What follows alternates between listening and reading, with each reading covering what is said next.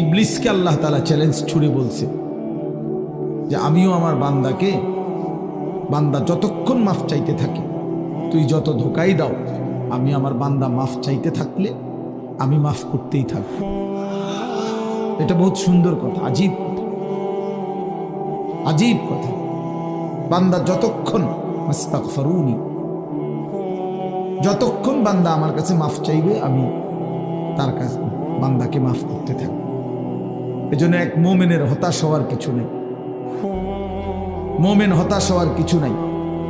ওয়াল্লাযীনা ইযা ফাআলু ফাহিশাতান আও যালামু আনফুসাহুম যাকারুল্লাহ ফাস্তাগফিরু লিযুনুবিহিম ওয়া মান ইয়াগফিরুয যুনুবা ইল্লাল্লাহ ওয়া লাম ইউসিররু আলা মা ফাআলু ওয়া হুম ইয়ালামুন। আল্লাহ তাআলা বলেন, আমার বান্দা যখন অশ্লীলতা, বেহায়াপনা, অসভ্যতা, নোংরামি, নাফরমানি, পাপ করতে করতে এমনকি নিজের উপরে একেবারে জুলুম করে ফেলছে, নেকি বলতে কিছুই নাই, গুনার সাগরে হাবুডুবু খাচ্ছে, আল্লাহ তাআলা তাকেও আশ্বাস দিছে সে যেন আমি আল্লাহকে স্মরণ করে।